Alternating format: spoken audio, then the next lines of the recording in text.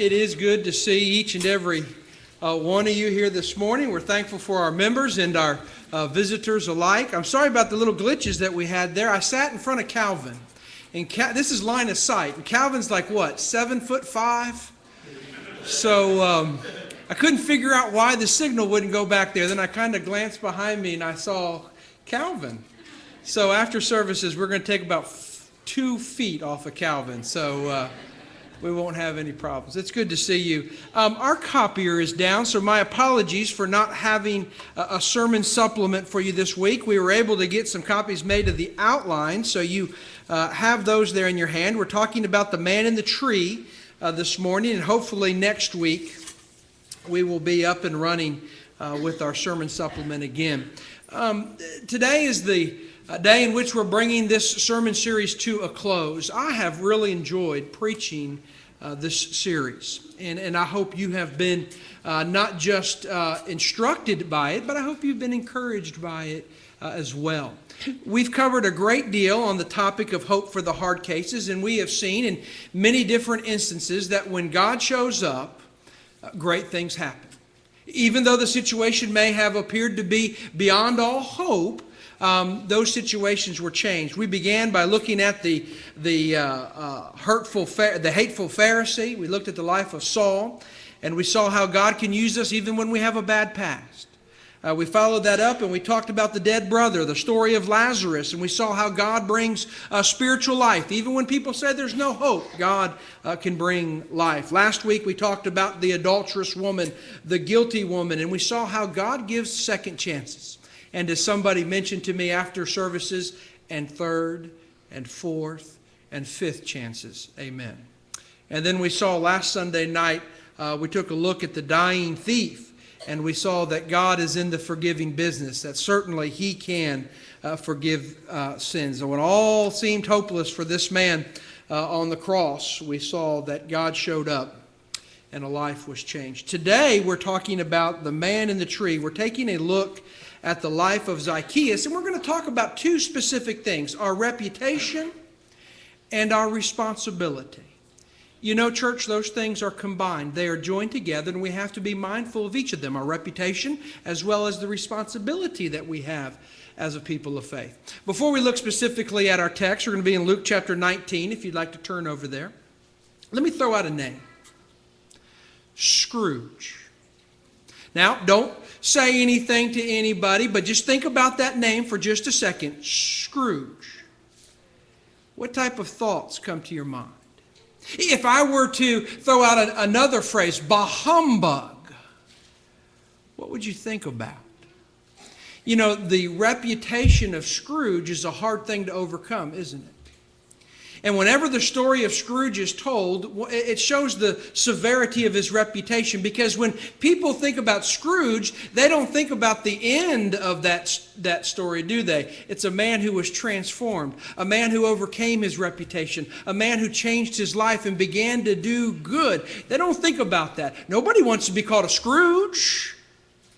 When you hear the phrase bah humbug, it's not used in the context of, oh, that person must really be enjoying themselves, or, oh, we have the support of that individual. Didn't you hear the affirmative yell that they gave? Bah humbug? Well, no, it's all negative. Yet here's a life that was changed. I'll suggest to you, brethren, that the same thing is true with the life of Zacchaeus. For 99% of us, when we think of Zacchaeus, we don't think about the end result of his story. We think about that tree. We think about a man in the tree, and the man in the tree is vastly different from the man who's around the table as he has a meal with Jesus. They are completely different, and it comes down to reputation and responsibility. It comes down to the understanding of those who saw a life as being hopeless, and Jesus who brought hope to a man who so desperately needed it. I want to highlight just a couple of things from the story. This is one of those encounters that Jesus has that really, as the story goes on, we begin to find more and more information. So we'll lay kind of a brief foundation and get an idea of who Zacchaeus is. But as the story goes on, we'll even get more of an understanding, perhaps a clearer picture of who he is. But some of the highlights of his life that we learn in Luke chapter 19 and verse 2, we are told that he is the head tax collector. And we have to understand a little bit of the background here. A tax collector was certainly an important position in a city. It was a needed position in a city. But a tax collector was known for being one who did more than just collect taxes. They strong-armed people and stole from them. So when Zacchaeus is being identified here as being the head tax collector, this isn't an identification that's putting him in a good light. It's like somebody saying, there goes Ebenezer Scrooge. I mean, there's nothing good that's going to follow after the conversation. Well, Zacchaeus, this is the head tax collector. Oh, I know who they are. Oh, I remember when he took from me. Oh, I remember how he's been stealing for years. So our introduction to him gives us the understanding that this isn't a very hope-filled man. Certainly his life wouldn't be considered by those around who look at him, who see him coming down the street as saying, oh, there's a hope-filled person. It's just the opposite. That man's hopeless. That man's a thief. He's been stealing from me for years. He's hopeless. We go and we see in Luke chapter 19, verses 3 through 6, that Zacchaeus, in hearing that Jesus is in town, wants to see him, but he can't. So Zacchaeus, being a man of short stature, as the text tells us, did the next best thing. He finds a tree and he climbs it. And it's from that perch in the tree that he has his first encounter with Jesus. Not very dignified, is it? I mean, here's the head tax collector. It's not like the crowds part way. Oh, it's Zacchaeus. Let me move aside. Come down and see. Again, I think it reveals to us what his reputation was like, how people saw him, so much so that the crowds aren't going to part. He's going to have to go up. He's going to have to climb. We see also there in Luke chapter 19 and in verse 7, we see very clearly when he has this encounter with Jesus and he's invited back to go to eat dinner with Jesus, we see the understanding that he is given a very descriptive term. And the people, when they know that Zacchaeus is eating with Jesus, say that Jesus is going to eat with not a hope-filled person, not a great person, not a wonderful person. They define him very specifically as being a sinner.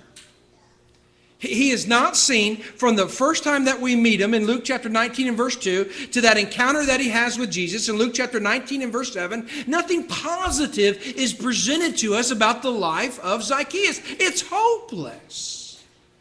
It just doesn't seem like anything good is going to come out of this encounter. If you notice there on your outline, I highlight a few other things that give us a better picture of this man and how it seems hopeless.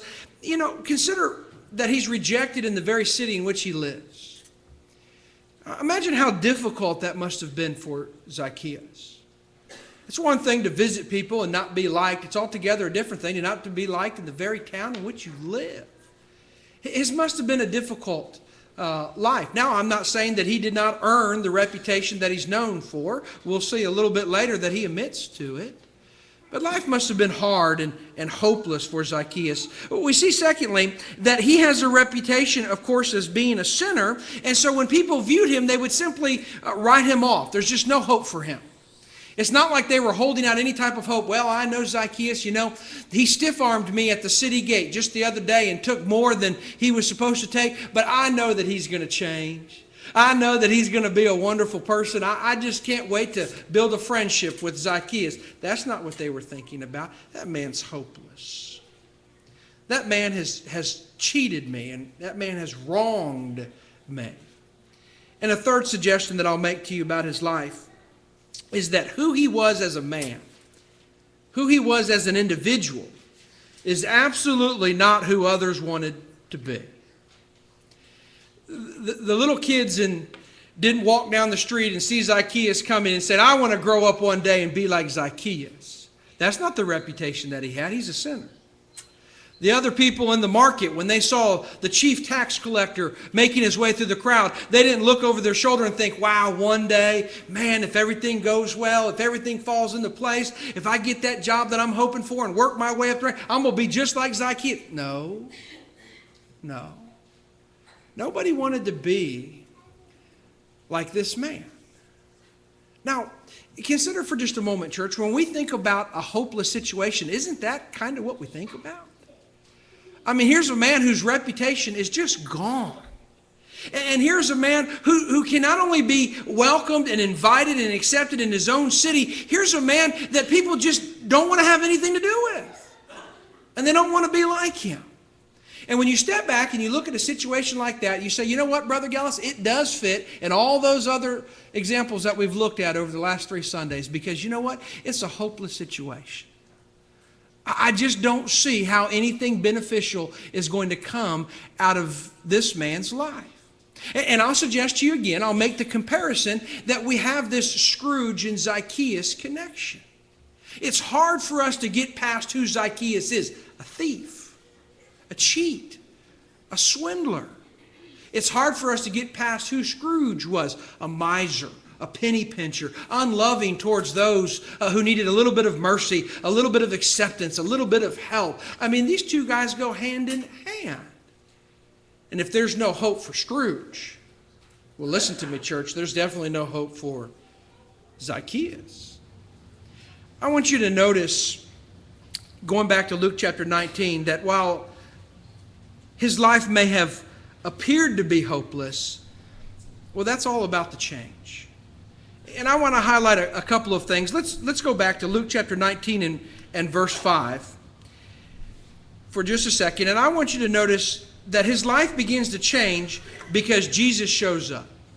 Look at Luke chapter 19, verse 5. And when Jesus came to the place, that's where Zacchaeus is in the tree, he looked up and saw him and said to him, Zacchaeus, make haste and come down, for today I must stay at your house. Now, friends, this is huge.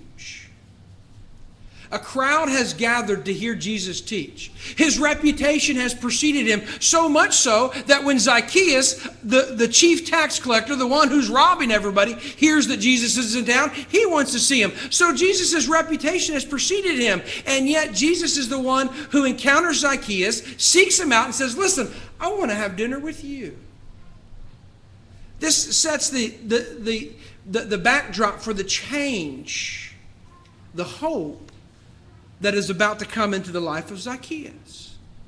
Now, I will suggest to you, and you can read the text from the very beginning to the end, that had Jesus not shown up, I don't see anything within the context of this passage that would give us any type of indication that Zacchaeus was headed for a life-transforming event, that he was not going to change who he was.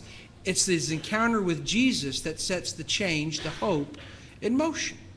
The second thing that I want you to notice, go down to verse 8. And I want you to notice that after this encounter, and we don't know all that Jesus says. It's not revealed for us what was said at the dinner table. We can speculate. Jesus is there to teach. I'm sure he taught about the need to be faithful to God. I'm sure he taught about the need to be loving towards those around him. I'm sure he taught about the need to be honest with those around him. But whatever he taught, it has an impact on Zacchaeus, so much so that the next time Zacchaeus has the opportunity to speak, he's talking about being a changed man. It says this in verse 8. Then Zacchaeus stood up and said to the Lord, look, Lord, I give half of my goods to the poor. Now we're beginning to see, we've made mention of this through our whole series, that glimmer of hope that begins to start shining. I mean, there's a lot of blackness still around Zacchaeus. There's a lot of things that need to be dealt with. But now we begin to see that there's this glimmer of hope. Things are beginning to change in the life of Zacchaeus, so much so that now he begins to have his focus on those who are less fortunate than him. Now, that's different from the man who was in the tree.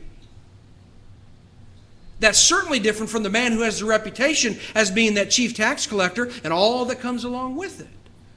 Now he begins to express the change that is taking place in his life. Look, Lord, here's what I want to do. I'm willing to help the poor. How much so? I'm willing to make a commitment of half. Of half. half. That's huge. Not 2%, not 5%, not 10%, not 25%, not 45%, not 49%. Listen, I'm willing to make a commitment as this change begins to happen in his life. I'm willing to make a commitment of half. Look, Lord, I give half of my goods to the poor. But there's a second thing that he has to address next, and we see that in the second part of verse 8, and he says, and if I have taken anything from anyone by false accusation, I restore it fourfold. Now, when I think of Zacchaeus, I think of a man of abundance. I think of a man who understands that restitution for his wrongs is going to have to cost him something. I see a man who is beginning to experience the hope of having had an encounter with Jesus in his life, and he understands that because of that hope that is now his, he can't be petty in it. Half to the poor. If I have wronged somebody, if I have taken from them and I shouldn't have done it, fourfold is what I'm looking at. Not one, not two, not double it. Fourfold, I'm willing to do it. And you begin to see in the life of Zacchaeus, wait a minute, this is different. This isn't the man who has the reputation for being the chief tax collector. This is a man who's having a reputation now as being generous. Think of the end of the life of Scrooge. How generous he was. Bob Cratchit, you're getting a raise. Bob Cratchit, you're getting better hours. Bob Cratchit, I want us to have a better relationship. Tiny Tim, we're going to take care of him. We're going to get him healthy. The generosity. Here is Zacchaeus saying, listen, I understand that I have to change. And I understand that I have to overcome a reputation. People know who I am when my name is mentioned in the streets. I know what they're saying about me. Well, I can't even get to the front of the crowd as the chief tax collector to see a man speak. I have to climb a tree. I know how they see me in my own city. But now there's hope. And that hope has been brought to this man with a terrible reputation because of the change that Jesus is bringing.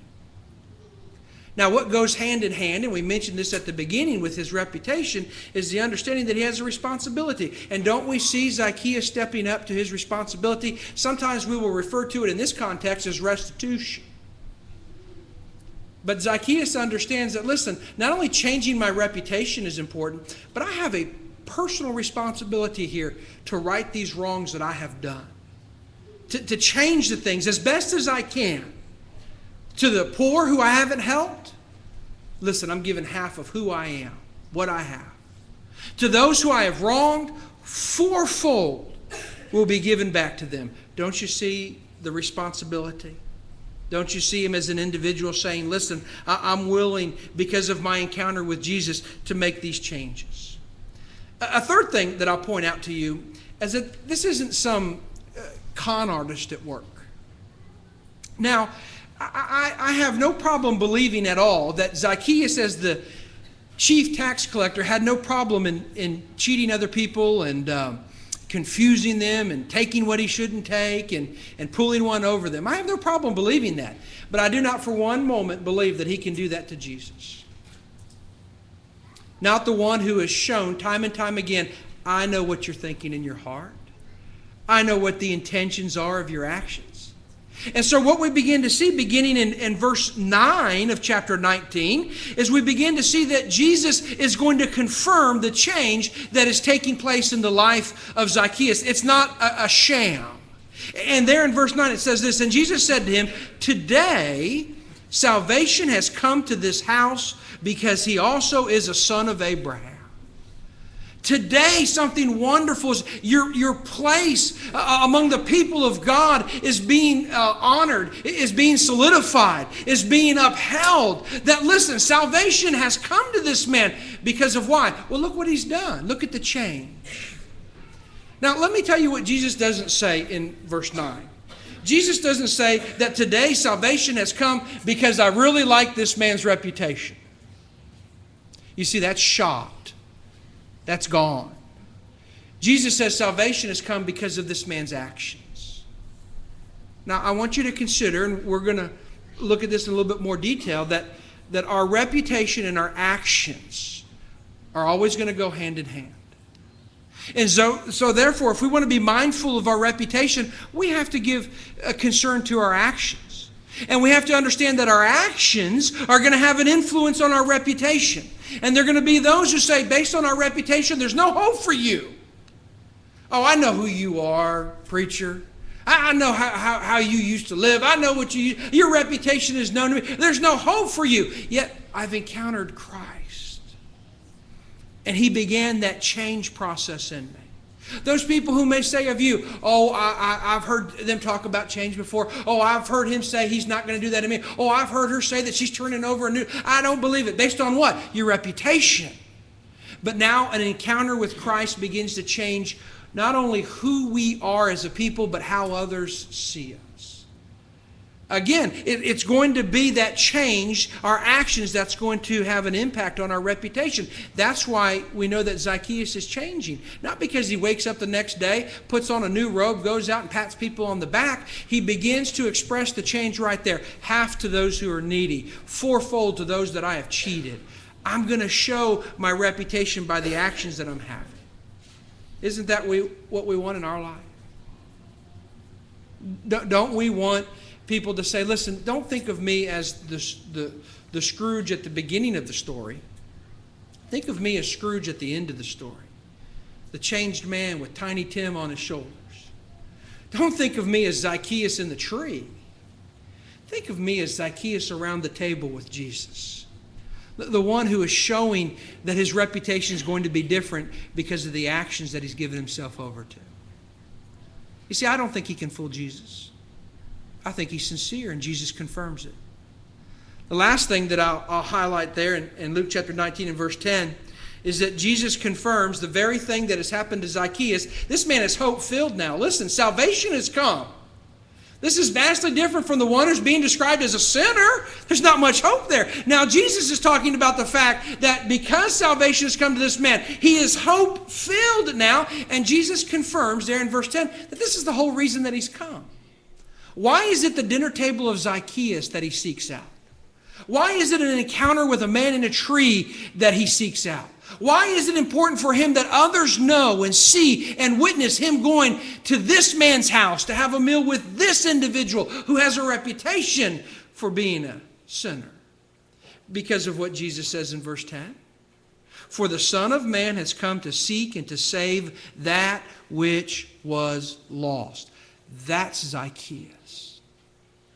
And Jesus is saying, this is why I'm at the dinner table. You who were complaining and saying, he's going to the house of a sinner to eat, this is why I'm at his table.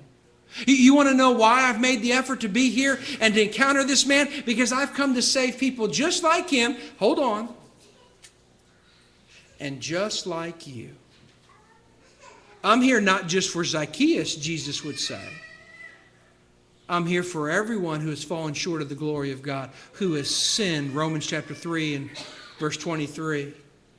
I'm here for all of you, Romans chapter 6 and verse 23. I'm here for every one of you because you're lost, and I'm here to bring hope. You can begin to see, it's highlighted on the screen. You see the 3 verses that describe a hopeless Zacchaeus, and then you see the 4 verses down there that give us an understanding that Zacchaeus is as far from hopeless as he can be. Now everything is hope-filled. Now the connection, the application is for us. Where are we in the story? Well, Brother Gellis, we're talking about hope for the hard cases, but I feel that maybe I'm just beyond that. Now wait a minute. It's amazing what an encounter with Jesus can do. I want to end here in just a second with Romans chapter 13, but I want you to notice a couple of scripture verses that I put down there at the bottom of your outline underneath the little heading of conclusion there. And I want you to notice how Zacchaeus teaches us that it's never too late to change our reputation. Well, you don't know how long I've been the person I've been. I understand. You don't know how hard it is for me just to even think about the idea of change. I know. But Zacchaeus gives us the understanding that an encounter with Jesus reminds us that it's never too late to change our reputation. That we're called to be a people of hope. And that in being this people of hope, we're called to stop doing the wrong that we have been committing and to begin doing the right. Let me highlight a couple verses that tell us that. Go over to Matthew chapter 5. Matthew chapter 5. And I want you to notice there in verse 23. Jesus says, therefore, if you bring your gift to the altar and there remember that your brother has something against you, leave your gift there before the altar and go your way. First be reconciled to your brother and then come and offer your gift. Surely you see change in that verse. Surely you see change. There is no way that we come away from Matthew chapter 5 and verse 23 and not come to the understanding that it's never too late to change who I am. Even if I'm at the altar making my gift to God. Even if I've begun that personal time of worship, coming in the presence of God, if I realize there's a problem with who I am, I can begin to change it. Again, it's never too late to make that change. I think we're given the same understanding if you go over to Luke chapter 12. And if you notice there in verse 58, Jesus again is the one who's speaking. And Jesus says, when you go with your adversary to the magistrate, make every effort along the way to settle with him, lest he drag you to the judge deliver you to the officer, and the officer throw you into prison. Now notice verse 59. I tell you, you shall not depart from there till you have paid the very last mite. You see, we were the one that was wrong. I have an adversary because of what I've done. I have an adversary, and him and I are on our way to the magistrate, and we're going to let the judge settle it. And the wisdom of Jesus is, listen, when you've wronged your brother, why don't you make it right before you go before this guy, and then you get thrown in a place that you don't want to be. It's never too late to change, even on the way to the magistrate. It's never too late to change that reputation for what we're known for. Well, I'm not going to give in to my friend. I'm not going to back down because of the principle that I see. I'm not going to change because of this or that or this or that. It's never too late. Look at Zacchaeus. There's always that opportunity for hope to fill our life. Now, those two examples that I give to you are from the very words of Jesus, a man who knows a great deal about hope, about how people can change, and about the need for us not to be defined by a negative reputation. But people will always think of me as, well, not true. But people are never going to give me a fair share. Now, wait a minute. Let's let the change occur. Let's let the hope begin to grow. And let's see what happens as our story, our life unfolds. You see, it's never too late. Hope for us is found in being a people that always do what's right. Now, I understand that in doing what's right, that doesn't always mean that it's doing what we think is the fun thing to do. And doing what is right, that doesn't mean that we're always doing what we think is the easy thing to do. Sometimes it's the least fun, it's the hardest thing to do. But doing what is right is what we're called to be. Why? Because there's hope for the hard cases. There's hope for us as a people who have gotten into some problems, who have had some controversy, who have had situations go in a direction we didn't want them to go. And now our reputation has been scarred, but an encounter with Christ can change it. And we have to be a people who are like Zacchaeus, half, fourfold. Notice how these last two verses tell us the same thing. Go to Ephesians chapter 5 and in verse 8. Paul is talking, he says this, for you were once darkness. We're talking about changing our reputation. We're talking about hope coming into our life. There's not much hope when you're in the darkness. There's not much hope when you're living contrary to what God wants. For you were once darkness. But now you are light in the Lord. Walk, live as children of light. It's not too late for me, Brother Don? No, it's not too late for you. You mean to tell me that I can change who I am and what people think of me? Absolutely, that's what I'm saying. You mean to tell me that there's hope for me? Yeah, there's hope for you. There was hope for Zacchaeus. There was hope for that guilty woman. There was hope for that hateful Pharisee. There was hope for that thief on the cross. Well, sure there's hope for us. Let me give you one more. One more. Go over to Romans chapter 13. And I want you to notice beginning there in verse 11. Let me go down to verse 14. Romans chapter 13, verses 11 through 14. Paul says this, and do this, knowing the time, that now it is high time to awake out of sleep. For now our salvation is nearer than when we first believed. The night is far spent. The day is at hand. Therefore, let us cast off the works of darkness. I don't care what the old reputation was. I don't care what you used to be known for. I don't care what you used to do. You can cast off the works of darkness. This is what Paul is telling us through inspiration. Now we need to live as a people of the light. Let us put on the armor of light. Verse 13, let us walk properly as in the day, not in revelry or drunkenness, not in lewdness and lust, not in strife and envy, but put on the Lord Jesus Christ. There's the hope. And make no provision for the flesh to fulfill its lusts. It's the understanding that we can be just like Zacchaeus. Oh, Brother Don, I'm so ashamed of what I did so many years ago. I imagine it's hard. Oh, Brother Don, I have thought for so many years about such and such situation. It's really weighed on me. I bet it has. But I am telling you that everything in Scripture gives us the understanding that we don't have to live as a hard case. That we don't have to allow mistakes that we made in the past to define us in the future, that there is hope for each and every one of us. We can change our reputation by our actions. Do you want hope in your life? Oh, friend, I know you do. Then show that hope by the way you live today and right now. Show that hope by the change that Jesus has brought into your life.